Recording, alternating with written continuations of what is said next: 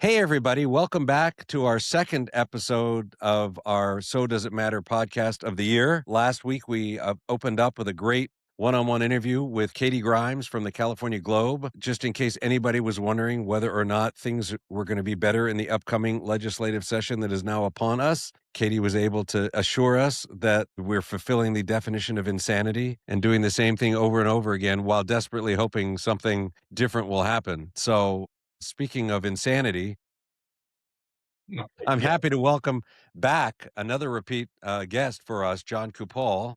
Jon is the president of the Howard Jarvis Taxpayers Association. Jon has been a longtime personal friend of mine going back many, many years. We have fought on many battles together, fighting against big government and for the protection of taxpayers. But I get to do it part of the time. This is what Jon buckles up and does every single day. There's nobody better at doing it. So the last thing I would say before we turn it over to Jon as we start out is it's not a mistake that Jon is wearing his red colored vest. Jon continues to be a Boston Red Sox fan who's wondering why they just lost a key asset to the Chicago Cubs, but we won't yeah. talk about that. And of course, Jon, I'm wearing my world champion Los Angeles Dodgers cap I to see. remind you that they're your champions too, Jon. Well, You're part of the world. thank you so much. And the definition of insanity is being a taxpayer advocate in the state of California. I feel like I'm Sisyphus pushing the rock up the hill only to have it come down and roll over the top of me, only to try to push it up again. That rock has only gotten bigger and the incline has only gotten steeper in the last 30 years since I've been doing this, John. So yeah, for Well, those of us who are insane. as we have our discussion today, because the discussion today is at some level about going on the offense. And Yes. so, what we want to do, watch what I do here, Jon. What we want to do here, Jon, is instead of you being Sisyphus rolling the rock up the hill, we're going to turn you into Atlas and you're going to pick up that rock and you're going to throw it right back up the hill at those people that keep trying to roll it down. Sounds So, good. I'm ready. so, for people that are watching today, before we kind of jump into it, I did want to remind you that there's a couple of things that you can do right at the front end of this that are going to be very, very helpful for the Howard Jarvis Taxpayers Association and for us here at So Does It Matter. For the Howard Jarvis Taxpayers Association, you're going to hear from Jon some specific things that they need you to do as part of our going on the offense. But if you haven't done it already, you should absolutely go to hjta.org, which is their website. And there's a couple things you need to do there that are really important. There's a button that says join. And guess what? Joining is what you want to make of it, right? You can join for $10 a year or for $200 a year. But I can tell you that when you join, it's not like it goes into the ether, right? I get newsletters, I get updates. I'm engaged as a member of Howard Jarvis Taxpayers Association. And you've got to be joining. Well, Jon could tell you more. I mean, it's tens, if not hundreds of thousands of members all around the state of California that are committed to preserving our freedom and our liberty and not having the government confiscate our taxes. I know this sounds like what Jon should be saying, but I'm saying it for him. And then on our end, right, the most important thing. And by the way, another pro tip for the hjta.org website, at the top, there's a thing that says Jon's weekly column. You want to click on that. And then there's a place in there where you can put your email address so that you receive it. This is a pro tip because while Jon's column is syndicated, a lot of the places it's syndicated are behind firewalls. And if you don't subscribe to those sites, you could miss what I say without really having to exaggerate, one of the most insightful columns that you would read every week. So that's the pro tip is go to the what Jon's weekly column and sign up and get those delivered to your inbox and then you can share it with people. If you're a premium subscriber here, you already know that on Saturdays when I share my What's Jon Reading column that's filled with stuff, more often than not one of Jon's columns is there as we're sharing the things that I read every day. And then, of course, if you're watching this, look down. There's an opportunity for you to restack it and to share it. And if you're watching it on YouTube, there's a chance to like it. And obviously, if you subscribe on either end, on Substack or on YouTube, you get notified every time we do something. So, all of that said, now we'll pivot to Jon, who's our special guest. Jon has been the president of the Howard Jarvis Taxpayers Association I'm going to try this out, since the late 1990s. Yeah, about 2000, I was their litigator for 10 years. Right. So Jon has, in Right. essence, spent his career with the Howard Jarvis Taxpayers Association because he's a spry young man. So you couldn't possibly be with this one organization for 35 years and have done work before that. Oh, that's right. You did. You were a lawyer for, was it PRI or was it Pacific Legal Pacific Funding. Legal? Pacific Legal, but which, by the way, is another amazing group, but Yeah, we'll talk about them great another group, day. So, great group, great. John, today I've got down that we're going to talk about three things that are very important. One of which is the Save Prop 13 ballot measure, especially because you've got some exciting news to share about energy that's coming in behind that and where it is and what it's going to take to get it in front of the voters. And then we're going to talk about how one of the state's largest and most villainous public employee unions, it's the Service Employees International Union that is focused on healthcare workers. They got a bunch of extra money in the bank and they would like to use it to tax Californians in a way that's never been done before, and we'll talk about that. It's pretty bad. And then last but not least, kind of a bit on a more of a somber note, we lost Joel Fox last weekend. Joel was Jon Coupal's predecessor as president of the Howard Jarvis Taxpayers Association. Joel's involvement with Prop 13 goes all the way back to the actual fight to pass Prop 13. So we'll be talking about Joel. So with that having been set up for you, John, talk to us about Prop 13. What does that measure? What happened in the state of California that has created the need for this measure? What does it do, and what does it undo? What's going on with it?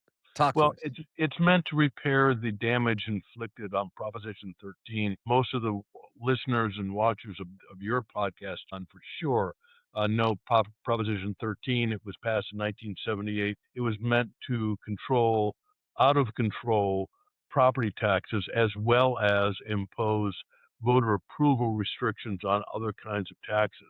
So we have been in this 45-year battle with the government who continues to punch loopholes in Proposition 13, either through the courts or through the legislature. And it is our job to come back and repair those loopholes, which we did in 1986. We did in 1996 with the Right to Vote on Taxes Act. We did it with something called Prop 26. So it has been this running gun battle, not literally, but a running battle against government. And government only wants one thing, more of your monies. This has been our fight. And then last year, after great expense and effort, we qualified an initiative called the Local Taxpayer Protection and Government Accountability Act.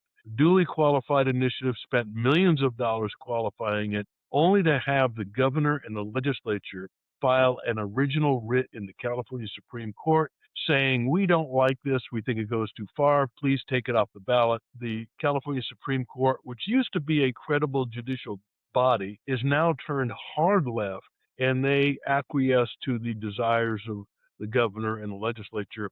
So much for these people who are erstwhile defenders of democracy.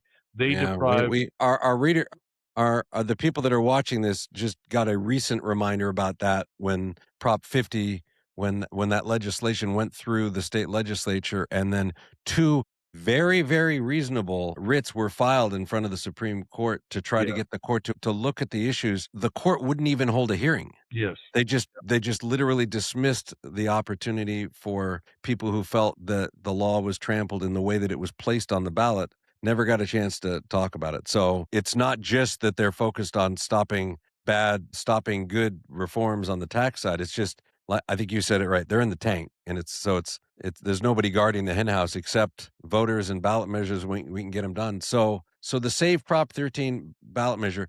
Maybe you could start by explaining what are the holes that got punched in Prop 13 that necessitate this ballot measure. What is this? If there's holes in the dam now and water is leaking through, if we qualify and pass the Save Prop 13 ballot measure that you're now working on, what holes get plugged? There's two specifically. Now, the previous act that was taken off the ballot did try to do a lot of stuff having to do with ballot transparency, the ability of administrative agencies to impose taxes.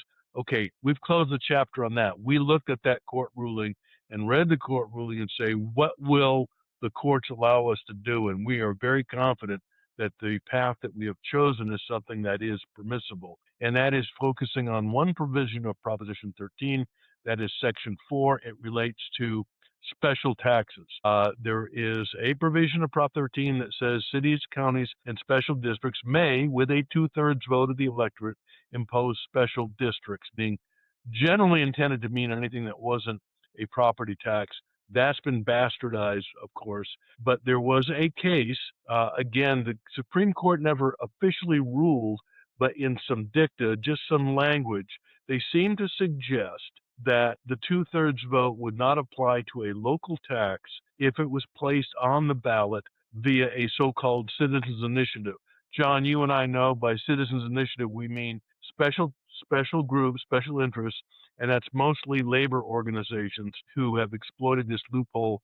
They have proposed special taxes that they ostensibly require only a simple majority vote.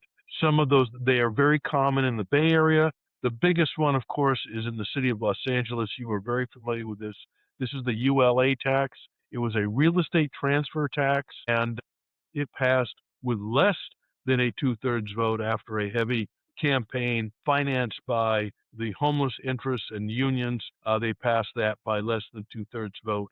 It actually, the ULA tax invokes both the loopholes. Number one, the two-thirds vote, but the other loophole was in real estate transfer taxes. Section 4 of Proposition 13 makes it really clear that real estate transfer taxes are supposed to be illegal. They are banned. But the court has created two separate loopholes in order to kind of thread this little legal logic, which is illogic in my view, to say that these real estate transfer taxes can be imposed in fairly significant amounts. Now, keep in mind, when some people think of a real estate transfer tax, they think about the traditional documentary transfer tax.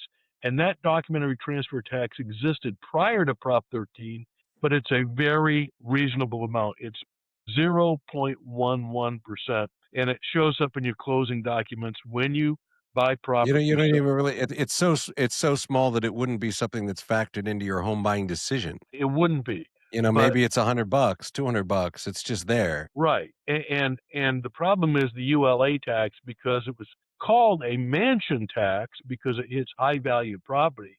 But the problem is high value properties include a lot more than just mansions. It includes Of course they do. industrial property, apartments, commercial. Regrettably, the campaign to fight ULA got off to a late start, and they were able to pass it.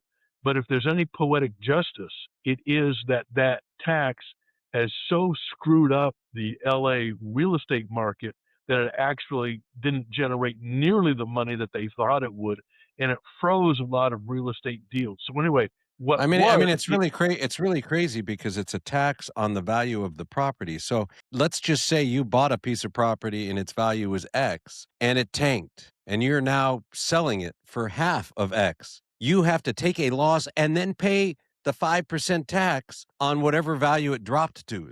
It's the whole thing is pretty ridiculous. the And whole I'm thing is gonna messed up. uh, Keep this in mind. What I referred to earlier, the traditional documentary transfer tax as 0.11%. Well, when you're up to 5.5%, that is a 100 times increase in that particular tax. So look, right. It's terrible. when we advance the campaign, I want people to remember this. The real estate transfer tax is nothing more than equity theft. You've worked hard your Right. whole life, you've built up an estate, you've counted on the sale of that property for your estate planning and maybe your retirement. And now, when you sit down for the closing of the sale, there's the government sitting right beside you taking its cut, just like the mafia does in these transactions. We want our cut. We want five. Right. So, And I'll throw this in just because I think it's important for the people watching. When we talk about these local cities, and as John talked about with the air quotes in the air about how citizen groups right, gather signatures, understand what this looks like.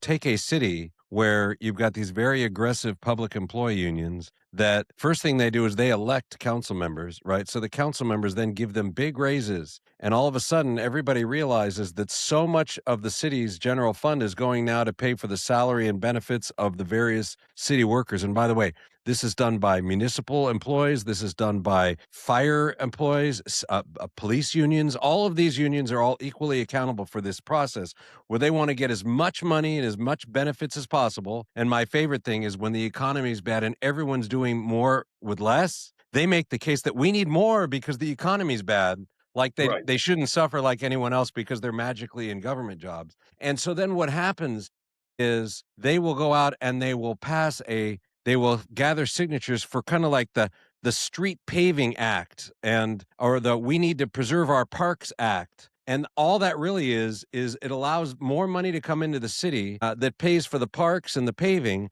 so that they could take the money that the city's already spending on parks and paving and spend it on what do they spend it on, John? More Really, salary and benefits for the employees. So right. it's really a and it and there's a whole professional industry out there that are professional signature gatherers. So the unions just go out and they write a check and these people come out, you see them, they're in front of your Costco, they're in front of your grocery store, and those people are getting paid 10, 15, $20 a signature every time you sign. And then they put this on the ballot and magically it's now a majority vote instead of a 2/3 vote, completely demolishing Howard Jarvis and Paul Gann's intent that it would take a supermajority to take a taking like that to pass taxes. That the you shouldn't have the what we call the tyranny of the majority, where just by a bare majority, everyone who doesn't agree gets taxed. So, One of the most anyways, there we perverse go. So, one of the so most yeah, I was gonna say one of the most perverse things that happens in this is that the local governments will collude with the citizens group,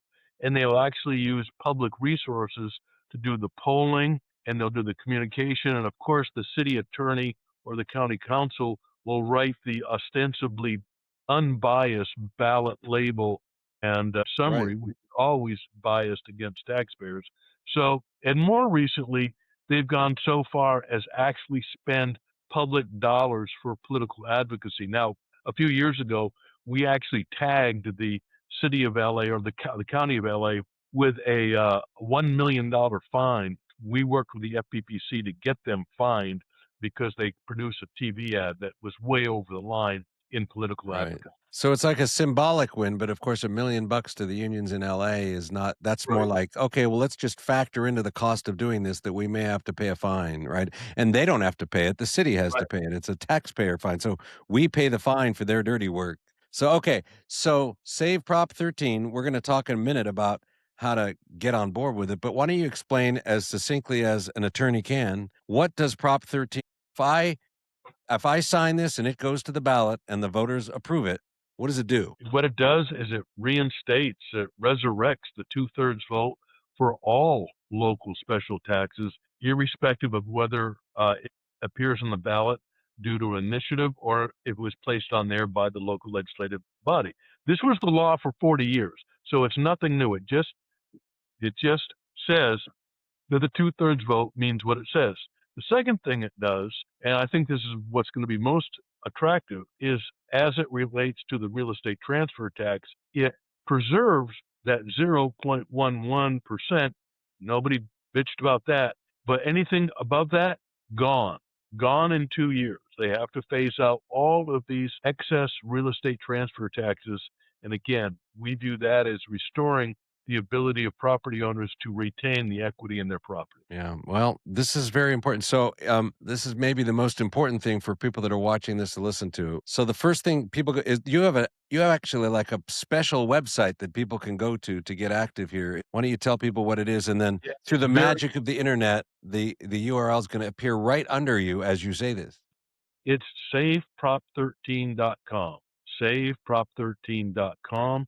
You Okay, click on so when somebody goes to saveprop13.com, what can they do there? What do they do when they get to that site that helps you, helps us? all they have to do is there's documents there, click on them, they're downloadable.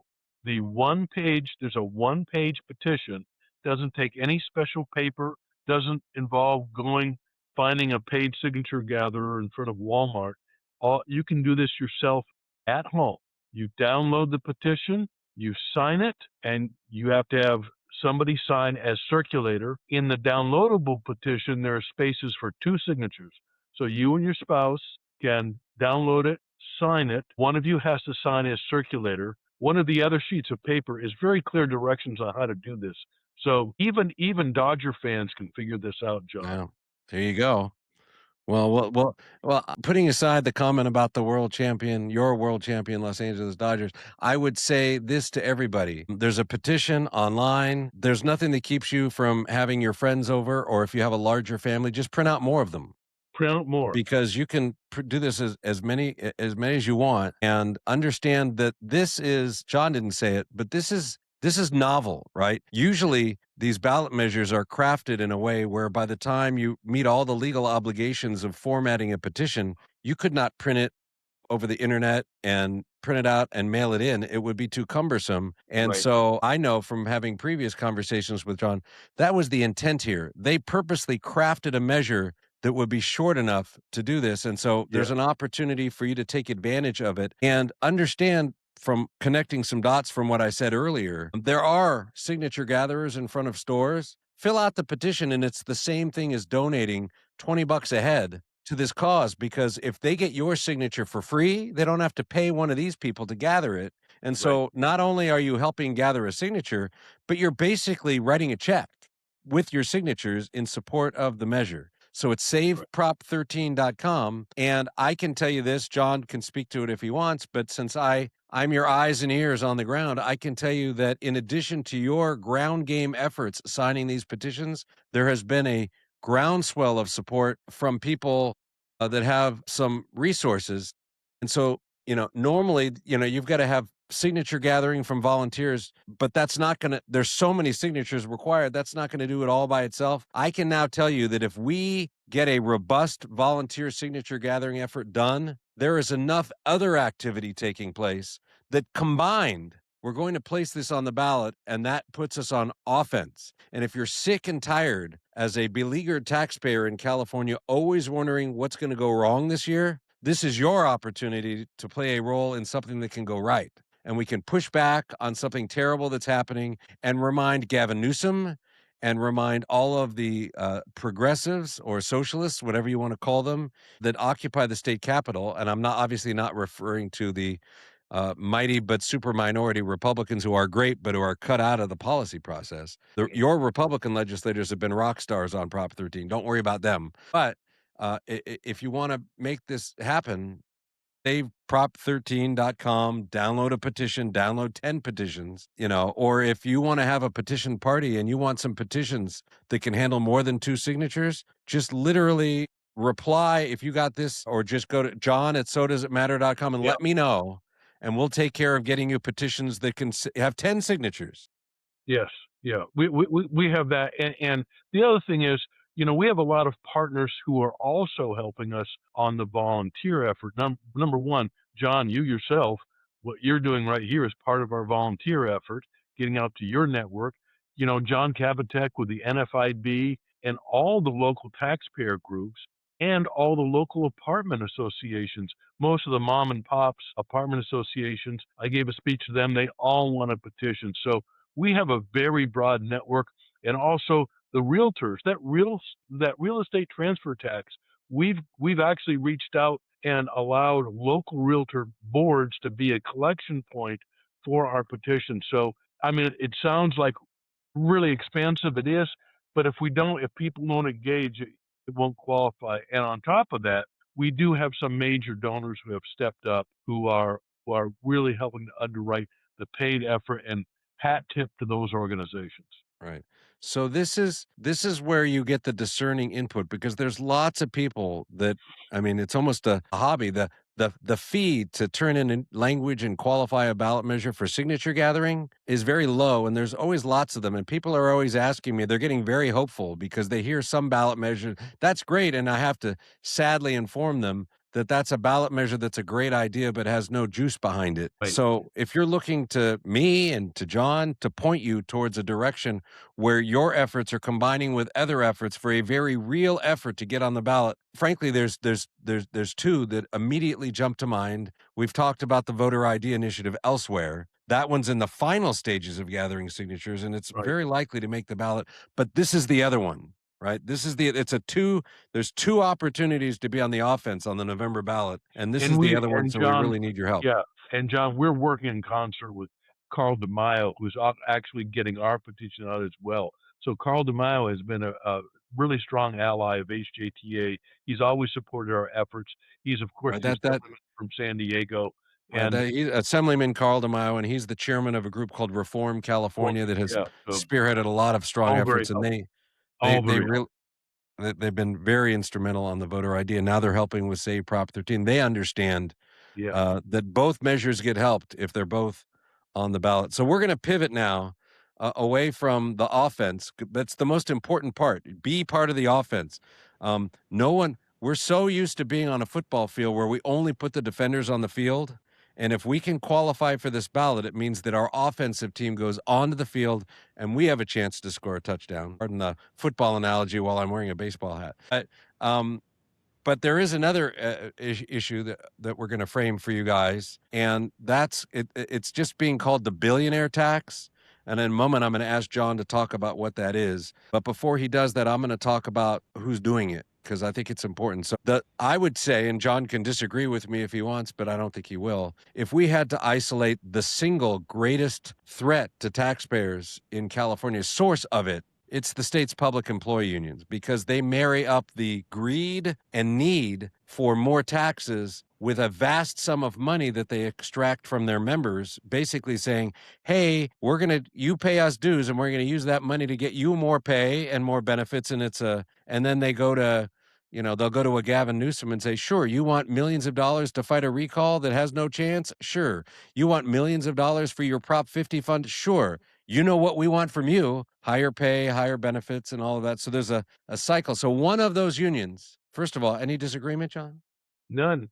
All right. So there's one of those unions. Jon may even know the number. SEIU, Service Employee International Union, is one big union that's got a bunch of sub unions that each represent. There's so many public employees that a lot of the sub segments have their own unions. This one is the Yep. one that primarily represents healthcare workers. It's a Yep. very well-funded union. They've got a lot of money in the bank, and they have qualified what Jon's about to talk. I'm sorry. They have turned in language and have received permission to gather signatures to qualify a particularly noxious measure. Jon, I'm teeing you up to give the horror part of the horror story. Yeah, well, first of all, I refer to this billionaires tax. Number one, as Jon, you and I discussed, is not a tax on a transaction like a sales tax or an income tax.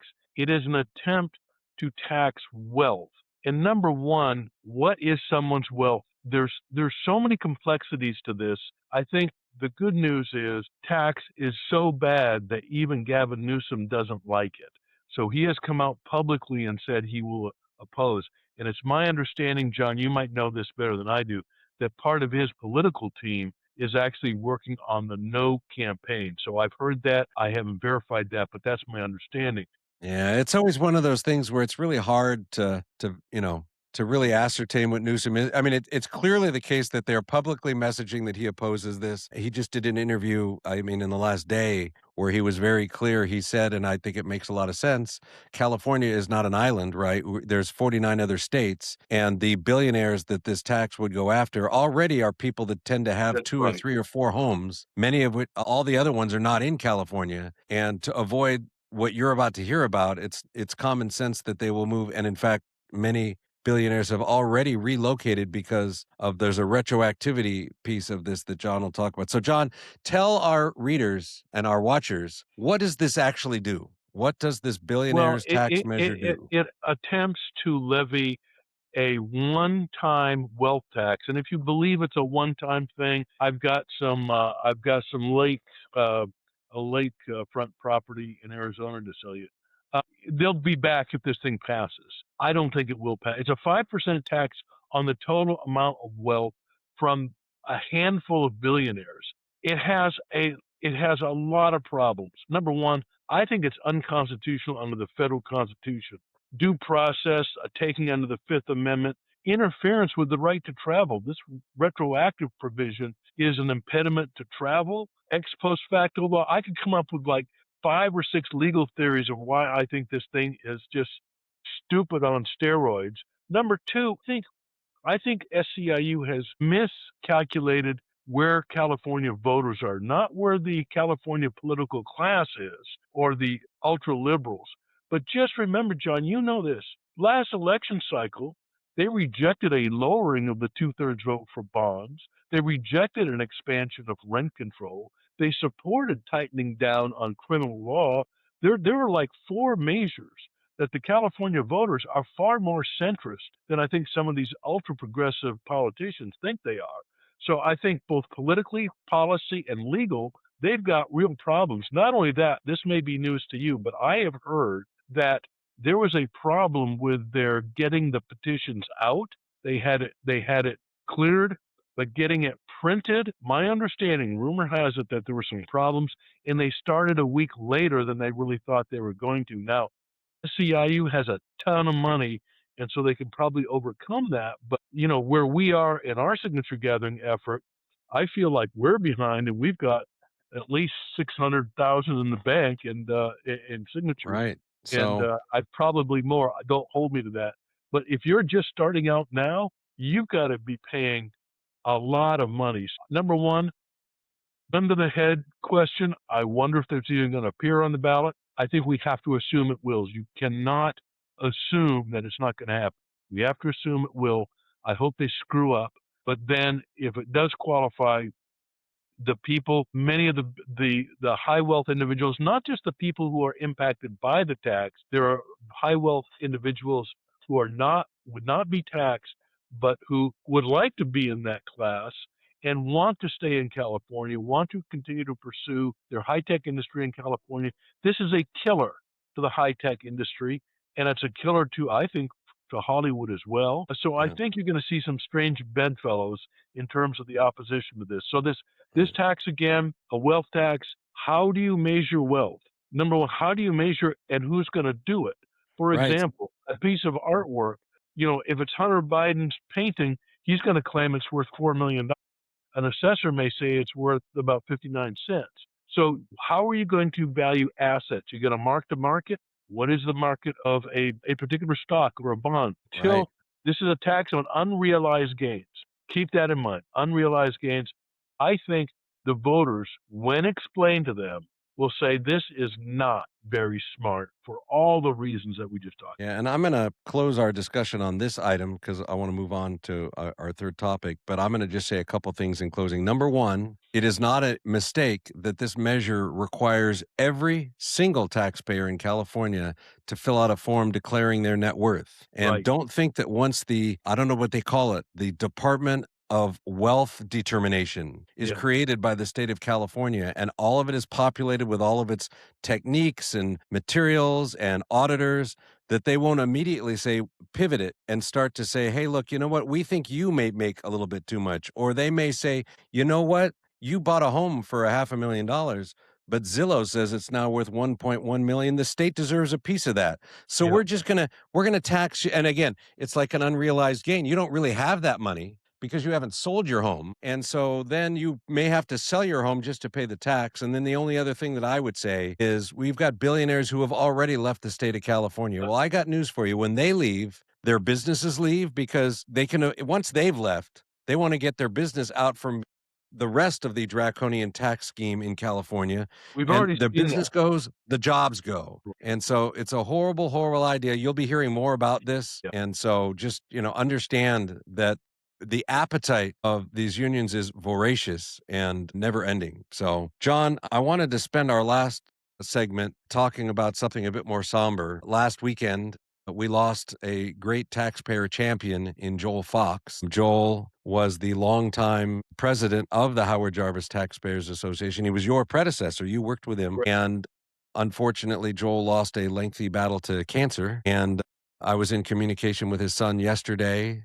Obviously it's a very sad situation, but this is an opportunity perhaps, John, for you to talk to our the people watching this show, many of whom knew Joel and certainly admire what HJTA does. And maybe you could share some personal thoughts about losing Joel. Yeah, when one heads up an organization that has high visibility of the Howard Jarvis Taxpayers Association, we all stand on the shoulders of giants. I mean, Joe came in as under the tutelage of Howard Jarvis himself, and Joe actually was kind of Howard's driver when Howard was doing his book tour, and so Joe kind of fell into that job, and he's been a he was a very strong advocate for taxpayers. One of the things that he did that I've tried to continue to do, and that is professionalize the organization. I mean, God bless Howard Jarvis, but he wasn't exactly someone who liked to cross the T's and dot the I's in doing political advocacy.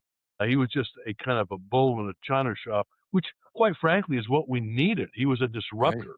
He were very Trumpian in that respect. And then when Howard passed in 1986, Joel took over and began to professionalize the organization, bring in good accounting. Campaign finance compliance is a big job of what we do. We have to be very careful. And the Howard Jarvis Taxpayers Association, we cross the T's, dot the I's. We don't even want to mess with anything that's even remotely questionable. And I think that reputation is out there. I've actually talked to people in the Attorney General's office who are line attorneys who have been highly impressed with the ethics of this organization, and that's the leadership. Joel created that environment.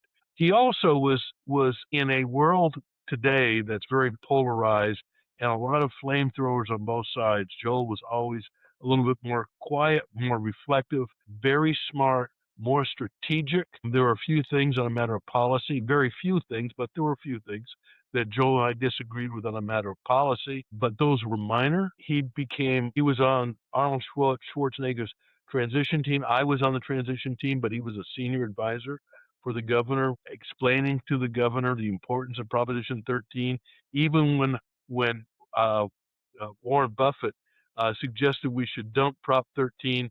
We suggested to Schwarzenegger that he had to correct Buffett, and Arnold said, "Yes, I would make him do 100 push-ups." So we straightened that out. So anyway, Joel again was very strategic, very tactical, much of an academic as well. He was an adjunct professor at Pepperdine until just a couple months ago. I think he still was doing policy work for Pepperdine. Just a great guy. Tim Biddle said something in our staff meeting yesterday. Tim Biddle came to the organization just shortly after Joel had retired from the organization. But every time Joel stopped by the Sacramento office, he always stopped by Tim's office, asked him how he was doing. Even though Tim didn't know him that well, Joel always seemed interested in how people were doing in the office. And that again is something that this organization purports. Strong believers in quality of life, creating a good working environment. John, I'll tell you some of the practical jokes we pull in this office. It's lots of fun. I have to deal with Dodger fans. This organization has way too many Dodger fans, but that's okay. They're great people, so I'm willing to accept that. And but anyway, The Joel, Dodgers have to pay a big payroll tax, so we gotta that's right. protect those taxpayers too. That's right. But anyway, So, Joel will be sorely missed, and we'll be having some events for him. I know his funeral is coming very shortly, too soon, really, right. for us to fully engage. But I think we're going to try to have an event here in Sacramento for the politicos to honor and remember Joel. Yeah, I can tell you, most of my involvement with Joel was after he left HJTA, but I can tell you maybe my favorite story is, through starting in 2000 and all, for the last, quarter century, I was the publisher of FlashReport.org, which has now kind of become this Yeah. site. But Joel, maybe 5 or 6 years after I launched Flash Report, launched his own kind of website. It was called Fox and Hounds because the play Right. off of his name. And a lot of people would think, oh, that's competition. And they were so wrong. Joel and I talked all the time. I would Right. feature some of Joel's columns on my page. He certainly ran columns for me on his page. Sometimes there'd be something that would come up where it was awkward for me to run it and I'd punt it to him. Right. Sometimes he'd have something and he'd punt it to me. Or we'd say, you know what, this issue is so important. Let's synchronize this week and Yeah. make sure that both of our content hits the same point. And he loved it. He loved the being engaged and being involved and being. He loved to get calls about items that were going on and being able to comment as the editor of Fox and Hounds and the former president of HJTA. And it was just so for him and I, that became a common bond. And then just really in the last year, he found Substack, which I use for hosting my site, and he would start to write. And I will tell you, it's noticeable because Joel would respond to my posts 80% of the time with either spot on or he'd come back and tell me how I got it wrong, which is fine. And so it's noticeably absent that I'm not getting that commentary from him now. But I miss Joel. Joel's a great guy, and I'll be looking to come up to Sacramento when you guys. I'm down here in Orange County, but when you guys Sure. are remembering Joel, I would like to be there. So Yeah. with that, John, we have We try to the max limit on these is about 45 minutes, and we're getting close. Yeah. So we know that our magnetism keeps the viewers watching all the way through. John and John, sorry, John without an H and John without an H. But I appreciate your perspective on Joel. I Right. appreciate your cautionary warning on a billionaire wealth confiscation scheme, and maybe more than anything, and I'll circle back to this one last time. We have an opportunity to be on offense, and you need to go to saveprop13.com. That's where you make a difference. And of course, like I said, when you're here, if you want to spread the message about the importance of saveprop13.com, share this, link it, make sure you get more eyeballs on this. This is a place where you can point people to where if they want to know the why, right? It's one thing to say, here's what you're doing, but just take a link to this and put it in your email and say, go to saveprop13, print out a petition. If you have any doubt about why you need to do that, watch this and drop in a link to this podcast. So, John, thank Thank you very, very much. We'll have to look on the calendar and see if Boston's coming out to Chavez Ravine this year. I don't know. I know they're not coming back west for spring training. Sometimes they actually go to Arizona. I've actually picked up a spring training game in Arizona for a East Coast team. That's unusual, but I don't think so this year. There you go. All right. Hey, thank you very much, John. And we'll be Thank sure you, to have you John. on again Thanks for soon, your I'm help. sure. Take care. Bye bye.